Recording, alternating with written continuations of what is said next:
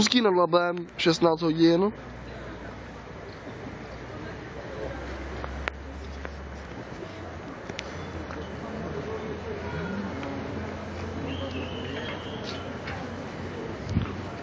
Už se staví protipovodňová hráz. Vidíte to?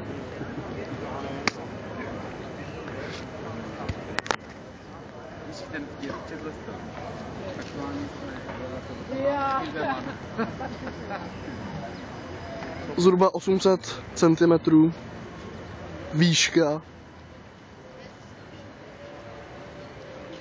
A bude to ještě horší.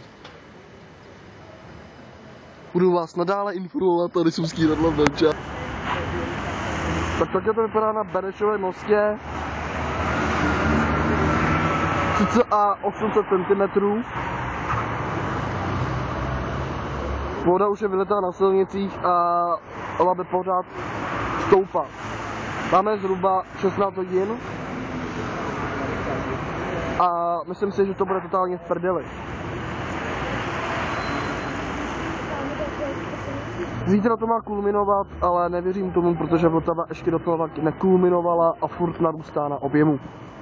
Prozatím vše, jde se hezky, ještě se ozvu. Takže nazdar, další moje upoutávka tady a reportáž na Úzký nad Labem.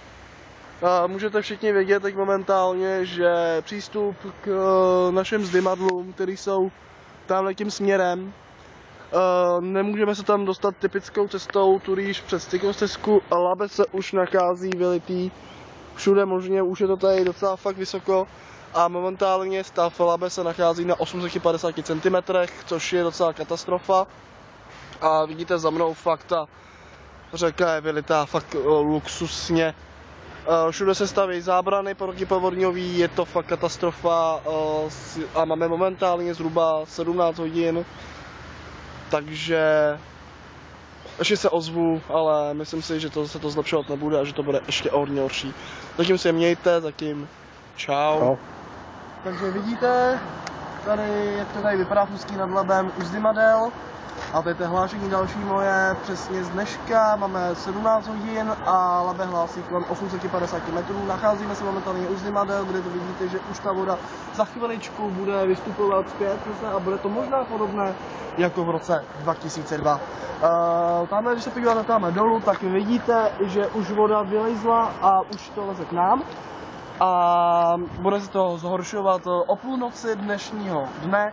Voda bude dosahovat 1000 cm. To bude pro tuto chvíli všechno.